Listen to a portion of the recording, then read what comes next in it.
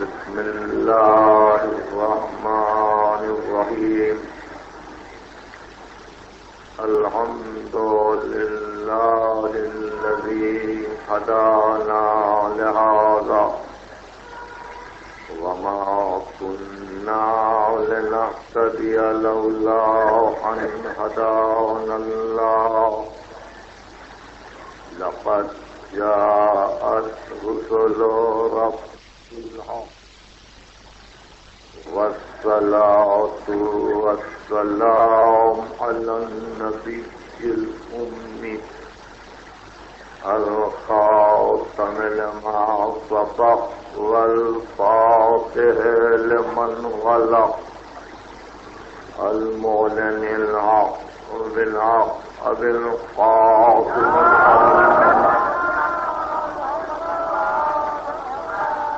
وأهل بيت السيدين الطاهرين المعصومين المظلومين الذين أذهب الله عنهم الرجس وطهرهم تطهيرا.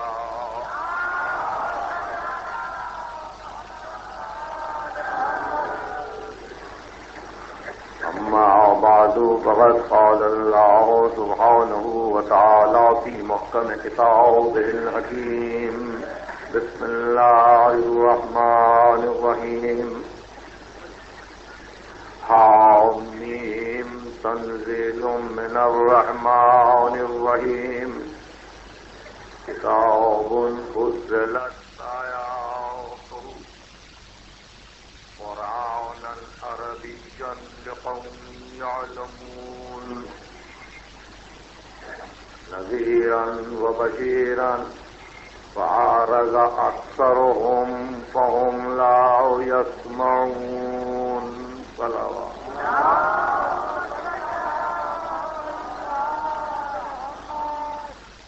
قرآن علم ہے، اس عنوان پر یہ چوتھی تقریر ہے.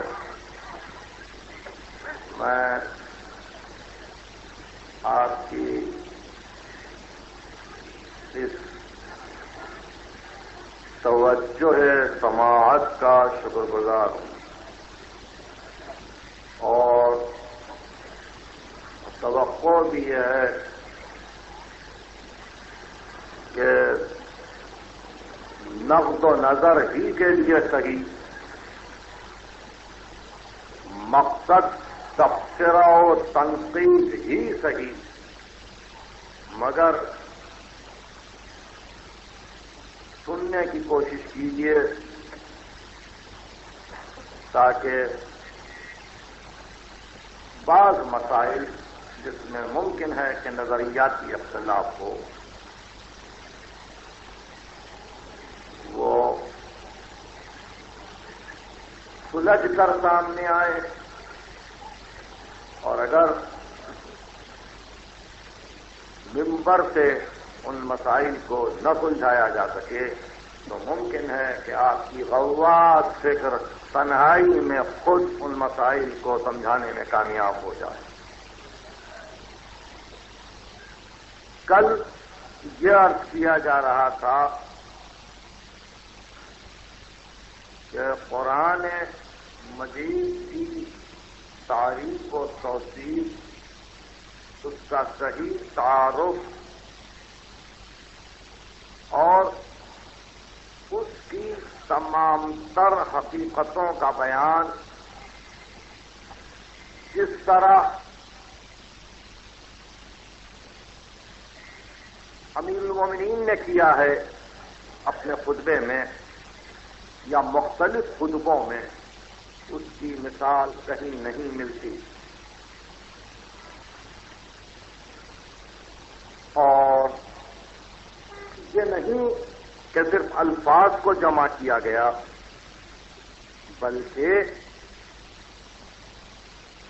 بعض ایسے غوامض پر گفتگو کی گئی کہ اب بھی وہ مقامات تشریح طلب ہیں اور اس کی ضرورت ہے کہ بولنے والے اس کی تشریح کریں. بہرحال اس گھرانے میں سبھوں نے قرآن کے متعلق کچھ نہ کچھ ارشاد فرمایا ہے. کسی ایک مناسب وقت پر جناب سیدہ فاطمہ صلوات اللہ وسلم علیہا کے ارشادات قرآن کے متعلق پیش کیے جائیں گے.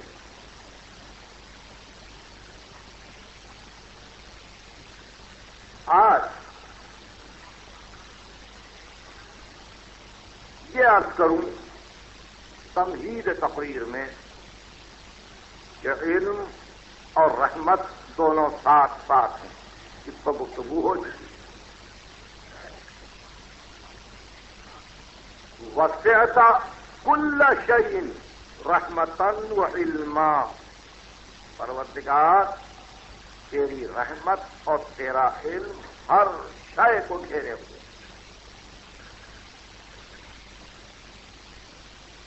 اور رحمت الہی کی سبقت سب پر واضح ہے. اس کا علم مخلوقات کے ساتھ ہر مسلم کے لیے یہ عقیدہ لازم ہے کہ محیط ہے. ختمی مرتبت رحمت للعالمین ہے. قرآن رحمت ہے. رحمت نے رحمت کو قبول کیا. صنفیت تھی اور اس طرح سے اس رحمت کو ختمی مرتبت نے جب ایکسپٹ کیا، قبول کیا، اور قلب نبی جب اس کے لیے منزل قرار پایا تو پتا چلا کہ استعداد و صلاحیت خاتم یہی تھی کہ اولین و آخرین میں سب سے اہم نسخہ حیات اور تشریح کے خاتمے کی واحد کتاب اسی پر آئے جو عالم تکوین میں خاتم ہو. عالم تکوین میں نبی خاتم، عالم تشریح میں قرآن خاتم. اور اس طرح سے یہ دو ساتھ ہوئے، آپس میں جدا نہیں ہو سکتے، ہمیشہ ساتھ ساتھ رہیں گے. بظاہر ختمی مرتبہ دنیا سے ہٹ گئے لیکن حقیقت محمدیہ قیامت تک باقی ہے. اور محشر میں تو ان کا وجود ثابت ہے. جب تک وہ حقیقت باقی ہے، معیت قرآن باقی ہے. قرآن اس حقیقت کے ساتھ ہے، حقیقت اس قرآن کے ساتھ ہے. اب اس حقیقت کو آپ جو لفظ چاہیں دیں، اس حقیقت کو آپ جس اصطلاح سے چاہیں یاد کریں، مگر یہ ہے حقیقت خاتم. ایسی منزل پر یہ علم دیا کس نے؟ غفار نے دیا، قہار نے دیا، علیم نے دیا، حکیم نے دیا. قادر علی الاطلاق نے دیا نہیں. الرحمن علم القرآن. رحمان نے علم قرآن دیا ہے. رحمان نے علم قرآن دیا ہے. اب رحمان کو علم سے کیا ربط ہے؟ اس عطاء علم سے کیا ربط ہے؟ اس تربیت سے کیا ربط ہے کہ علم قرآن کے بعد خلق الانسان، انسان کو خلق کیا. پہلے علم آیا اور پھر انسان خلق ہوا وہ انسان جو خاتمہ تکوین کل ہے، جو تمام تکوین کے خاتمے پر ہے، اس کو علم رحمان نے دیا۔ اور پھر جیسا کہ عرض کیا گیا، رحمان ہی وہ ہے جو عرش پہ ہے، الرحمن علی العرش استوی، رحمان عرش پر محیط ہے، مستوی ہے۔ کچھ حضرات میں اور ہونا بھی چاہیے، اس لیے کہ مدارج فکر ہیں، مدارج عقل ہیں، یہ سب الگ الگ منازل ہیں، جدا جدا مراتب ہیں۔ کہا کہ یہاں بیٹھنے کے معنی جس پر گفتگو ہو رہی ہے، رحمان عرش پہ بیٹھ، مگر استوا کے معنی لغت عرب میں کسی مقام پر بیٹھنے کے نہیں ہے جب تک کہ استوا جالسا نہ ہو، یا استوا قائمہ کھڑا ہو گیا، مستوی ہوگا، اپنی قوتوں پر قابو پا کر کھڑا ہو گیا، استوا جالسا اپنی قوتوں پر قابو پا کے بیٹھ گیا، فقط استوا محیط ہو گیا، مستوی ہو گیا، یعنی اس کا پورا ہولڈ تھا عرش پر رحمان کا۔ گفتگو عزیزوں میں یہ چھڑ گئی کہ اگر عرش تخت نہیں ہے تو معراج کہاں ہوئی؟ بات میں بات نکلی۔ میں معراج کا منکر اس لیے نہیں ہوں کہ صادق آل محمد نے فرمایا جو معراج کا انکار کر دے وہ مسلمان نہیں ہے، یہ میرے عقائد ہے۔ اور پھر معراج جسمانی کا معتقد کہ معراج ہوئی اور معراج ہونا چاہیے، لیکن معراج معجزہ ہے، جیسے شق القمر ایک مرتبہ ہوا تھا، اب بھی آسمان پہ چاند کے دو ٹکڑے نہیں ہیں، وہ ہوا معجزہ ختم ہوا۔ معراج ایک معجزہ ہے، اور اگر کسی مقام پر ملاقات کا تعین ہوا ہو اور تھوڑی دیر کے لیے کوئی جگہ طے ہوئی ہو کہ وہاں ملیں گے تو اس جگہ کو ہمیشہ کی وہ دوام تو نہیں دیا جاتا۔ گفتگو بہت غور کے قابل ہے، اس کو دوام تو نہیں ملتا۔ کسی مقام پر اگر گفتگو ہوئی ہو، جیسے خلیل سے باتیں ہوئی نمرود کے منجنیق میں، جیسے موسیٰ سے باتیں ہوئی طور پر، تو اسی طرح سے ممکن ہے اپنے ملکوت سماوات کو اور ارض کو بتلانے کے لیے اور اپنے ہولڈ کو دکھلانے کے لیے کہیں بلایا ہو کہ آؤ وہاں ہوگا مکالمہ ہوگا، وہاں گفتگو ہوگی۔ لیکن کسی معراج میں کہیں کسی موقع پر کسی حدیث میں پیغمبر نے تو حلیہ نقشہ خدا کا تو نہیں بتلایا، ایسی آنکھیں ہیں، ایسی ناک ہے، ایسا چہرہ ہے۔ کسی مقام پہ معاذ اللہ ختمی مرتبت کی زبان اقدس سے تو ایسے الفاظ نہیں نکل سکتے۔ وہ لامکان ہے، وہ لازمان ہے، اس کے لیے جسم نہیں ہے، اس کے لیے وقت نہیں ہے، ساعت نہیں ہے، آنا نہیں ہے، جانا نہیں ہے۔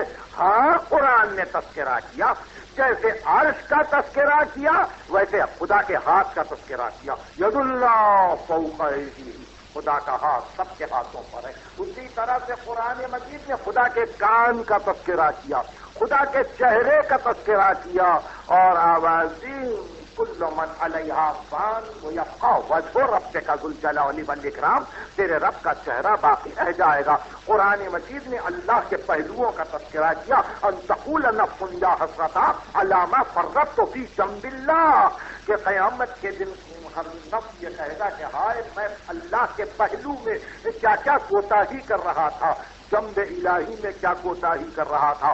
کتب ربکم علی نفسہ الرحمہ، تمہارے رب نے اپنے نفس پر رحمت کو واجب کر لیا ہے، یعنی نفس الہی کا تذکرہ ہے، حزن الہی کا تذکرہ ہے، آنکھ کا تذکرہ ہے، ہاتھ کا تذکرہ ہے۔ تو اس کے معنی یہ نہیں کہ جسم بھی آ جائے، یہ سب متشابہات قرآن ہیں، جیسے یہ متشابہ ہے عرش بھی متشابہ ہے۔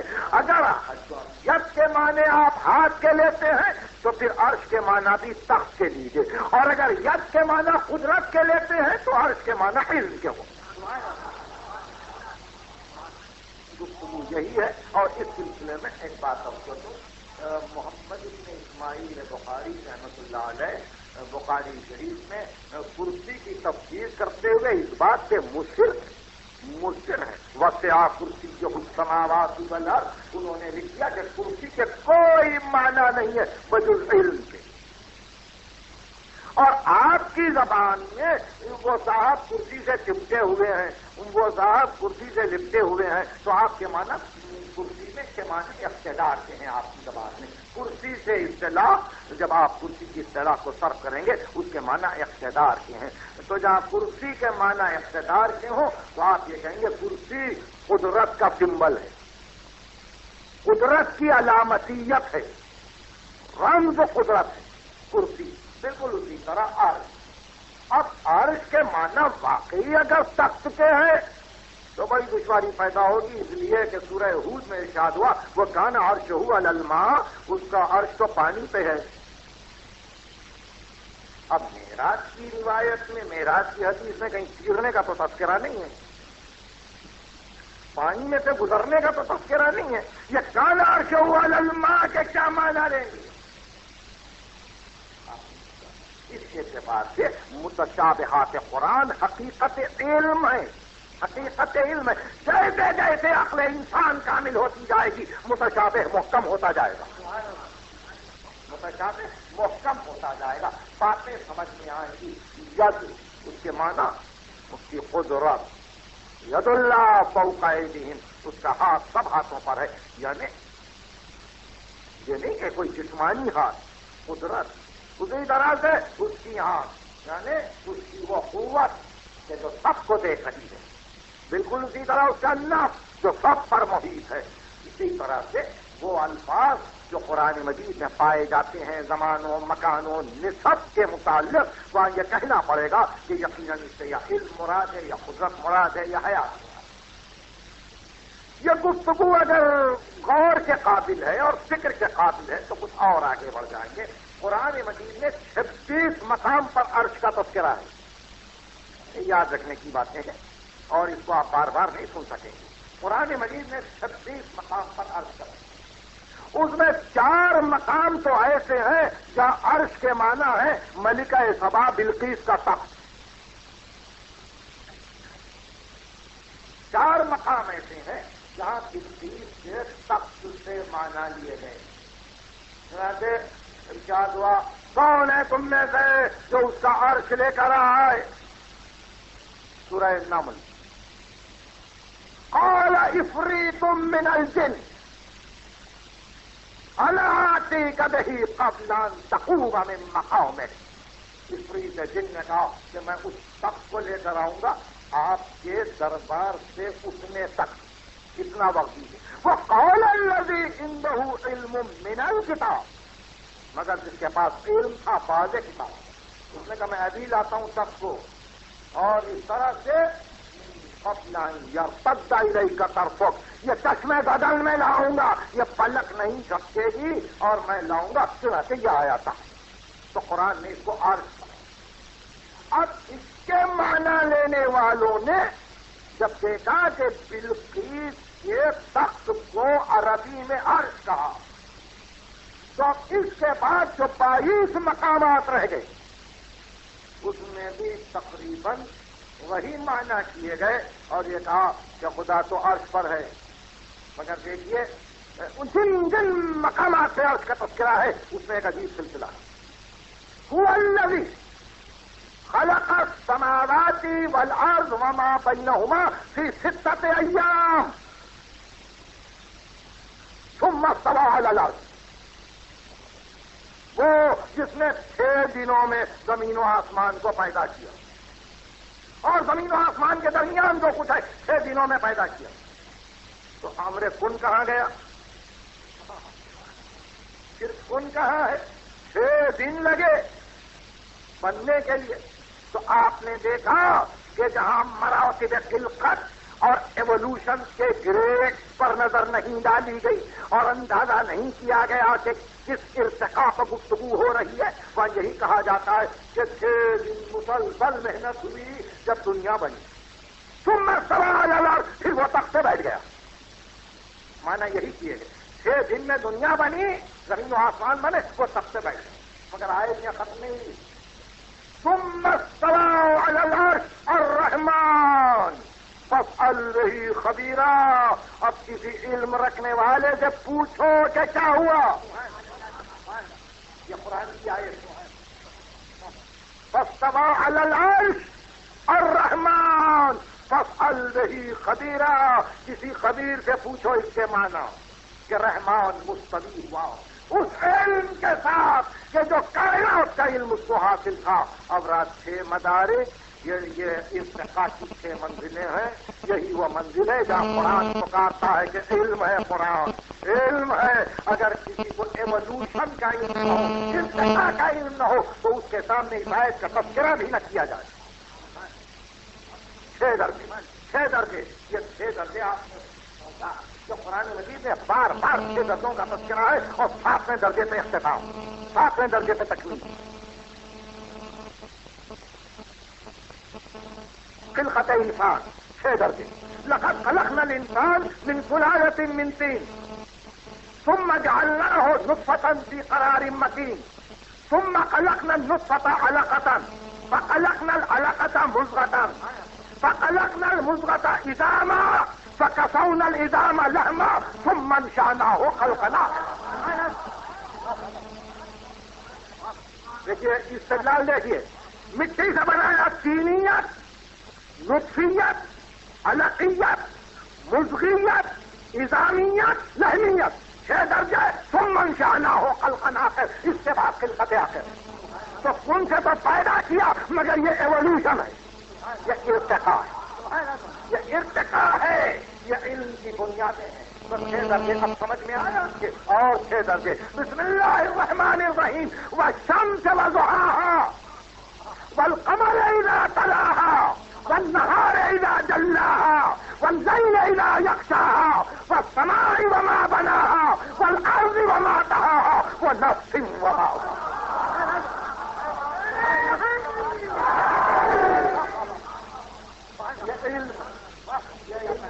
یعنی قرآن مجید کو مختلف مقامات سے اس ربط باطنی کے ساتھ پڑھنے کا یہ نتیجہ کہ 6 مقامات سے گواہیاں طلب کی. آفتاب گواہی دے اپنی روشنی کے ساتھ، چاند گواہی دے اپنے تلالوں کے ساتھ، دن گواہی دے اپنی روشنی کے ساتھ، رات گواہی دے اپنے سکون کے ساتھ، آسمان گواہی دے اپنی وسعتوں کے ساتھ، زمین گواہی دے اپنے پہناؤں کے ساتھ. اس کے بعد جس مقام کو وہ نفس اور وہ نفس جس کا ہم نے تذکیہ کیا فالہمہا فجورہا وتقواہا. یہ ہے طالب نحال کی تقریر کا حصہ. اس کو وہاں چھوڑیے، آگے بڑھ جائیں. تو اب اگر یہ مدارج خلقت پیش نظر ہے تو ایوولوشن سمجھ میں آتا ہے. اس کے امر کن سے حملہ نہیں ہے. جس کو بنایا کن سے بنایا. 6 مرتبوں میں بنائے. نطفے کو علقہ کر دے، علقے کو مضغہ کر دے، مضغے کو عظام کی صورت دے دے، عظام پر لہن کرا دے، سب کن. تو اب گفتگو جب یہاں تک پہنچی تو پھر باتیں سمجھ میں آئیں کہ یہ وہ علم ہے، یہ وہ علم ہے کہ جہاں محکم کو متشابہ اور متشابہ کو محکم سے الگ کرنا ہے. قرآن میں ناسخ بھی ہے، منسوخ بھی ہے، محکم بھی ہے، متشابہ بھی ہے، رخصت بھی ہے، عزیمت بھی ہے. قرآن میں ماضی بھی ہے، حال بھی ہے، استقبال بھی ہے، قصص بھی ہے، عبر بھی ہیں، امثال بھی ہیں. قرآن مجید میں علوم وہ ہیں کہ جن کو رہتی دنیا تک انسان کے لیے لازمی بنایا گیا ہے. مگر دیکھے کون؟ پڑھے کون، سمجھے کون؟ وما اوتیتم من العلم الا قلیلا، تم کو تو بہت قلیل علم دیا گیا ہے، آخر وہی جانتے ہوں گے نا. لا یعلم تاویلہ الا اللہ والراسخون فی العلم، کہ اس کی تعویل کو سوا خدا کے اور راسخون فی العلم کے کوئی نہیں جانتا. عزیزان گرامی، گفتگو جب اس منزل پر پہنچی کہ عرش رحمان علم اور خود رحمان وہاں مستوی ہے، تو اسی عرش پر بلایا. ہاں یہ معراج ہے، ہاں یہ معراج ہے کہ اسی مقام علم پر بلایا تاکہ کائنات پر نظر ہو، زمان و مکان کی قیدیں ٹوٹ جائے اور بلندی سے جا کے دیکھے تو دنیا کو بھی دیکھے، آخرت کو بھی دیکھے، جنت کو بھی دیکھے، جہنم کو بھی دیکھے. یہ ہے مقام عرش.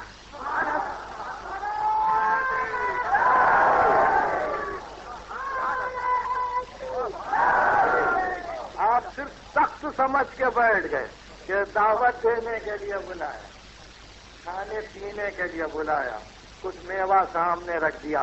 نہیں، علم کی اس منزل پر بلایا کہ جہاں سے رضوان نظر آئے، جہاں سے مالک نظر آئے، جہاں سے جنت نظر آئے، جہاں سے دوزخ نظر آئے، جہاں سے تسنیم و کوثر نظر آئے، جہاں سے توبہ نظر آئے، جہاں سے دوست دشمن نظر آئے، جہاں سے مومن و منافق نظر آئے، جہاں سے موحد و مشرک نظر آئے. یہ ہے مقام معراج. اور اس مقام پہ پہنچ کے علی بارگاہ رب العزت میں دعا کرتے ہیں، اللہم اجعل اشرف صلواتک ونوامی برکاتک علی محمد عبدک ورسولک. پروردگار، اپنے بہترین رحمتوں کو اور اپنی نمو پذیر برکتوں کو، نوامی برکات، اپنی نمو پذیر برکتوں کو قرار دے تیرے بندے محمد کے.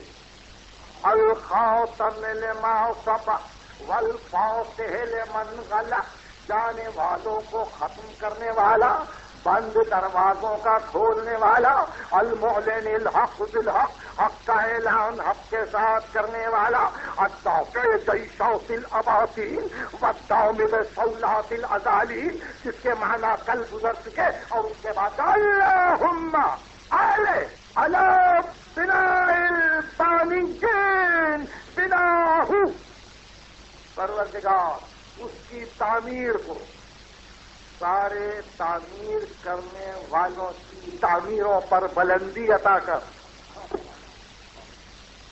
اللہم علی بناء البانیین بناہ، بنا تعمیر، پانی ابتدا کرنے والا.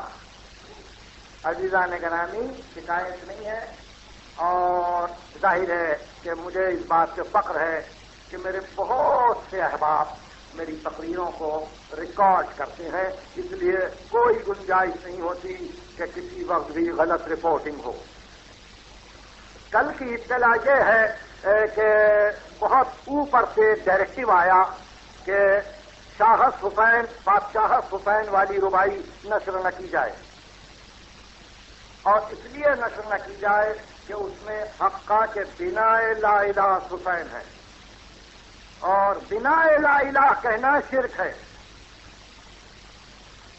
کیونکہ علم کی گفتگو ہے، علم کی گفتگو ہے. اس لیے عرض کرنا چاہتا ہوں کہ بنا اور ہے، بانی اور ہے. اتنی سی بات ہے، اگر اوپر والے نہ سمجھ سکے تو حیف ہے، اور اگر نیچے والے جواب نہ دے سکے تو صد ہے.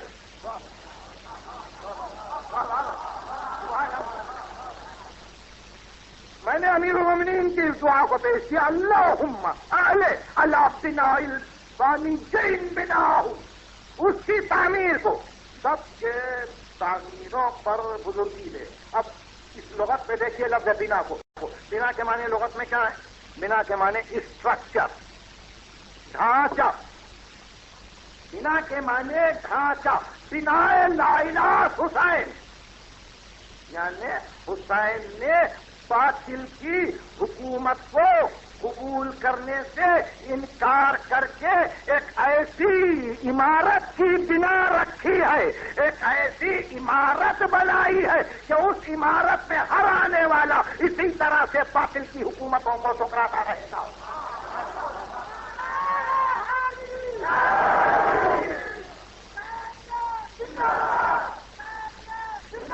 کہا جاتا ہے کہ یہ خواجہ اجمیری کی ربائی نہیں ہے،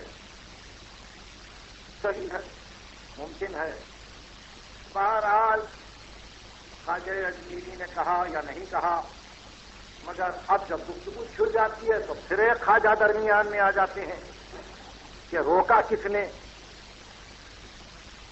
اور بہرحال یہی بزرگ ہیں، بڑے لوگ ہوتے ہیں جو بڑے بڑے کی باتوں ہی کو کاٹ سکتے ہیں، ہم درمیان میں دخل تو نہیں دے سکتے، مگر اتنا ضرور کہتے ہیں کہ گزشتہ سال 17 ربیع الاول کو ریڈیو پاکستان میں قوالی ہو رہی تھی دن کے 1 بجے کے بعد، اور قوال اس مصرے پر زور دے رہا تھا، خواجہ نے چھپایا چھپ کے رہا، خواجہ نے دکھایا دیکھ لیا۔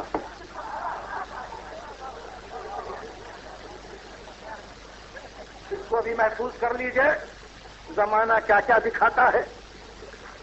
اور 1967 میں یا 1387 کے محرم میں 600 برس کے بعد یہ سننے کو ملا کہ یہ ربائی شرک ہے، یہ ربائی شرک ہے۔ خود پہلا مصرع جہاں سے گفتگو چھڑتی ہے وہ یہ ہے، یعنی تیسرا مصرع ربائی کا اور مطلب کا پہلا مصرع سردار کہاں رہے حق میں، ندات دست در دست یزید، باطل کے ہاتھ میں ہاتھ نہیں دیا، باطل کی حکومت کو نہیں مانا۔ لا الہ کی تفسیر ہی یہ ہے کہ آج ہبل نہیں ہے، لات نہیں ہے، منات نہیں ہے، عزا نہیں ہے، یغوث نہیں ہے، یہ بت نہیں ہے، مگر اقتدار کے وہ بت جو باطل پرستی کو اپنا شعار بنا رہے ہیں، اس سے ہٹنے راضی ہے۔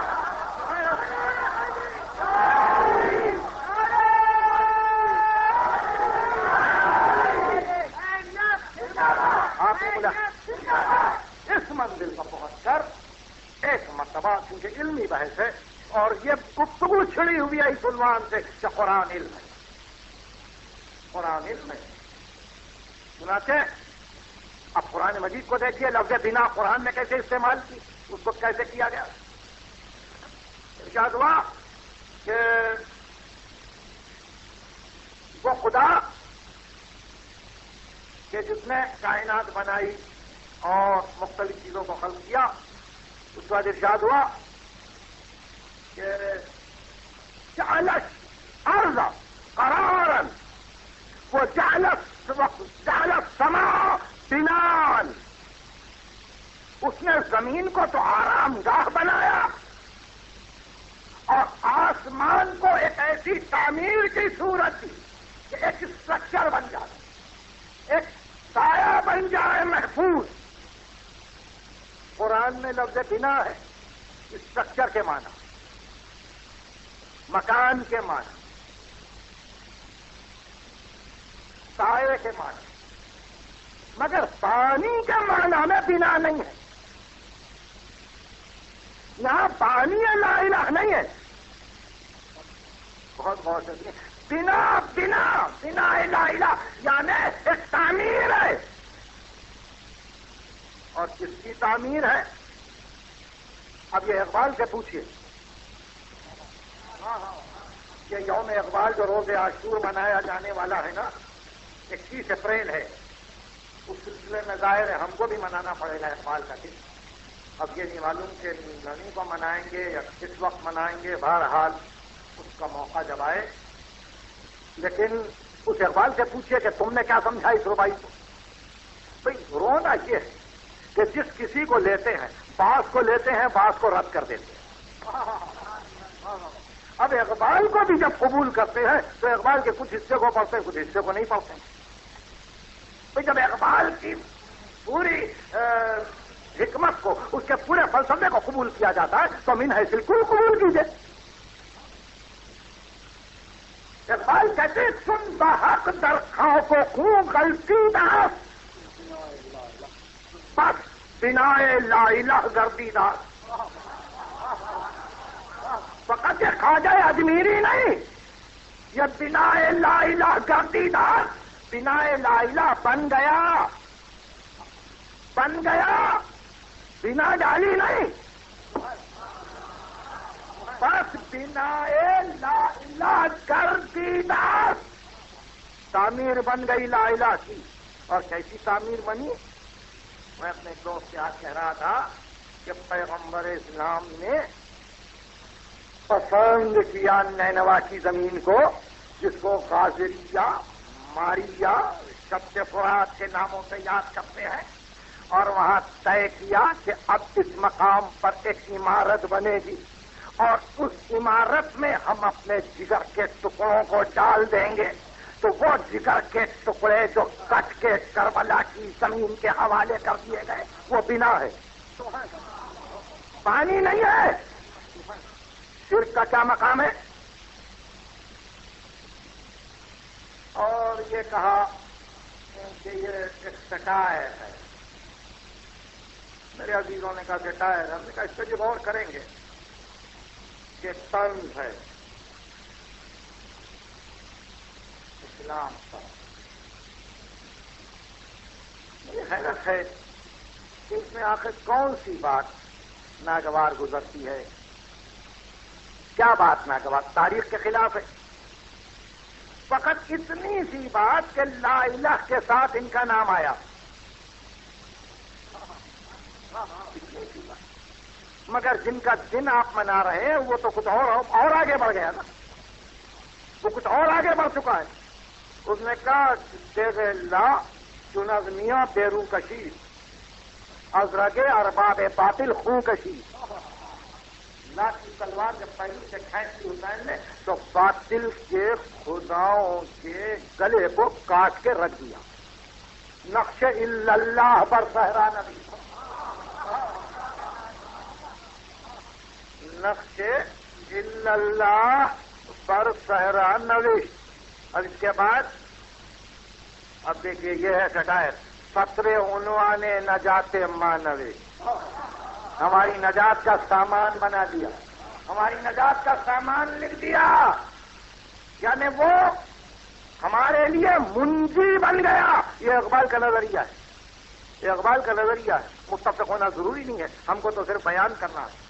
اللہ کی تلوار کو پھینکا، اللہ کا نقش لکھا، بس بنا لا الہ گردیدہ۔ اب یہ ہے آج کا دور، یہ دور جو منایا جا رہا ہے۔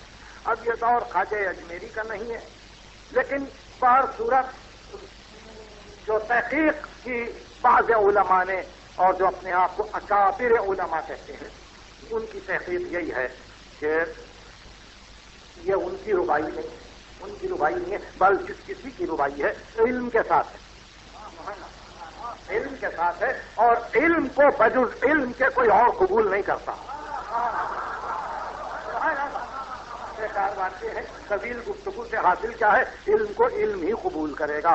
اب یہ کہنا کہ اس کو نشر نہ کیا جائے تو بہت سی باتیں ہیں جو نشر نہیں ہوتی، بہت سے عقیدے ہیں جو نشر نہیں ہوتے، بہت سا علم ہے جو نشر نہیں ہوتا۔ تو اس کے معنی یہ ہے کہ اگر نشر و اشاعت کو روک دیا جائے تو کیا دلوں سے بھی چھن جائے گی یہ ربائی، دماغوں سے بھی ہٹ جائے گی یہ ربائی؟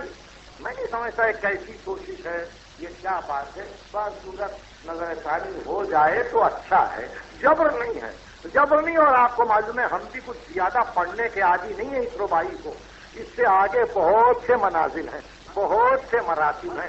صرف یہ توجہ اس لیے دلوانی ہے کہ اگر یہی گفتگو کسی لیڈر کے لیے کی جاتی کہ آپ نے لا الہ الا اللہ کی لاج رکھ لی پاکستان میں، تو ناگوار نہ گزرتا، مگر محمد کے گھرانے کے لیے ناگوار ہے۔ جو صاف بات ہے غور کے قابل وہ محفوظ بھی ہو رہی ہیں بات. اور پھر یہ گفتگو اس لیے کی جاتی ہے کہ میں نے کل رات کو گفتگو کی اب پھر گفتگو کرتا ہوں. عادت ہے, قوم کو بھی کچھ عادت ہو گئی ہے. کسی جگہ جائیے زندہ باد کے نعرے لگاتے لگاتے گلے پھٹ جاؤ, اور ان سے درود پڑھنے کو کہیے تو یعنی وہ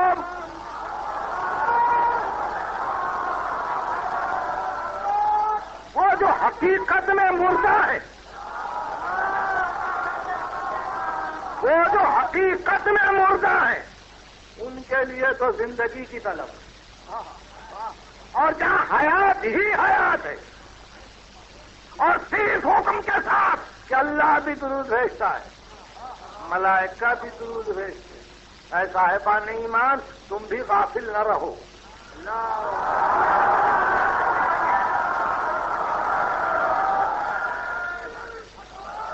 تو یہ ایک معمولی سی بات, ایک مثال ہے, کیونکہ کل فی ہال میں گفتگو چھڑ گئی تھی, میں نے اس کو ذرا سا تازہ کر دیا ہے, فقط یہ بتلا کر کہ ہماری عادت تو یہ ہو گئی ہے. اگر یہ کہا جائے کہ یہ سٹائر ہے تو ہاں سٹائر. وہ ہرملا کا تیر جو 6 مہینے کے بچے کے گلے پر لگا وہ سٹائر نہیں ہے, وہ انسانیت پہ طنز نہیں ہے. جب گفتگو اس منزل پر آ گئی تو تاریخ کو کیوں نظر انداز کرتے ہو؟ ممکن ہے کہ شہادت حسین کے اوراق میں, شہادت حسین کے ابواب میں بہت سی باتیں ایسی ہوں کہ جہاں آپ یہ سمجھیں کہ کہنے والوں نے بڑھا چڑھا کے کہہ دیا ہے, مگر کتاب قتل شہیدین کا یہ باب آخر, یعنی یہ ام رباب کی نمائندہ قربانی قیامت عظمیٰ سے کم ہے. کہتے کہتے کچھ زبانیں بے زبانی رہ گئی, تیر کھا کر سو گئے اصغر, کہانی رہ گئی. کیا خیال ہے اس تیر کے متعلق؟ وہ طنز نہیں ہے انسان پر, وہ انسان کے منہ پہ تماچا نہیں ہے, وہ انسانیت کے دامن پہ داغ نہیں ہے. جوان لڑنے کے لیے آئے, لڑے, شہید ہو گئے, بچے کی کیا خطر. صاحبان اولاد کلیجوں کو سامنے, 4 محرم کو میں نے سلسلہ چھیڑ دیا ہے اور عادت کے خلاف گفتگو چھڑ گئی, مگر میں چاہتا ہوں کہ توجہ رہے اور سننے والے غور سے سنیں. یاسین تھا علی اصغر کا کربلا میں 28 رجب کو سن 60 ہجری, جب چلے تھے تو 14 دن کے تھے. شعبان, رمضان, شوال, ذیقعدہ, ذوالحجہ, محرم. اس عمر میں بچہ ماں کی نگاہوں کے لیے مرکز رہتا ہے. اس عمر میں ماں کی نگاہیں فقط بچے کی مسکراہٹ پہ رہتی, اور ایسے بچے کو نہ پانی ملا نہ دودھ. ماں کا دودھ خشک ہو گیا, پانی بند ہو گیا. حسین نے آواز دی, کوئی ہے میری مدد کرنے والا, اور خیمے سے رونے کا غول اٹھا. واپس آئے اور کہ میری زندگی میں رو رہے ہو؟ کہا نہیں مولا, ہم تو تعمیل میں صرف ہمہ وقت ہیں, لیکن یہ بچہ چھوٹا تھا, اس نے اپنے آپ کو جھولے سے گرا دیا اور پیاسا بھی ہے.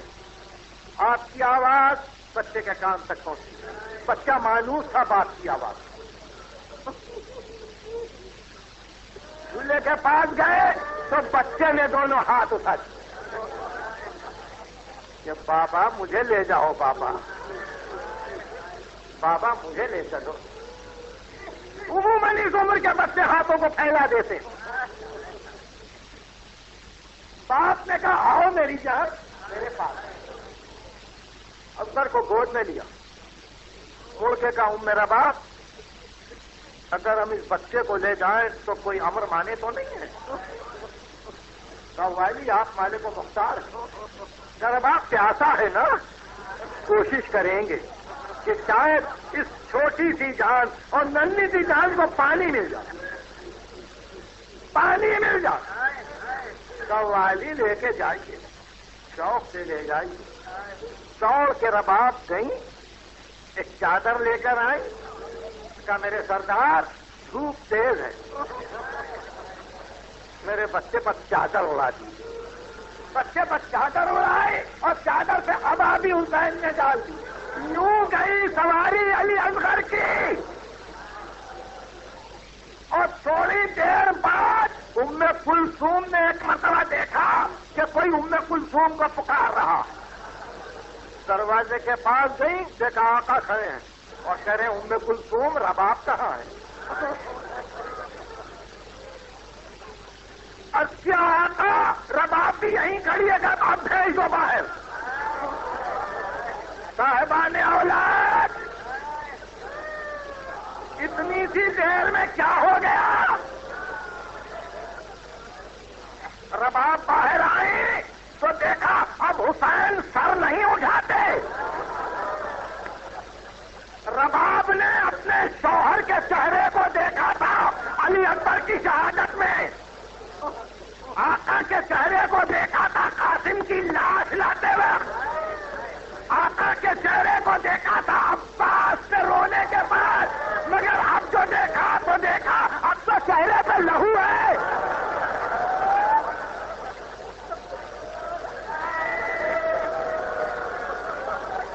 ماں سمجھ گئی یہ میرے لال کا لہو ہے, یہ میرے بچے کا لہو ہے. ایک مرتبہ کا رباب میں کون ہوں اور کیا حجت خدا ہے, امام مفترض ہے. رباب میرا حکم مانو گی؟ اور کیا ہاں ہاں میرے والی مانوں گی. رباب ہم تیرے بچے کو پانی پلانے کے لیے لے گئے تھے, ہم نے پانی کا سوال بھی کیا رباب, مگر کسی نے پانی نہیں دیا اور ہم محروم آئے. رباب ہاتھوں کو بڑھا, یہ ہے تیرا بچہ.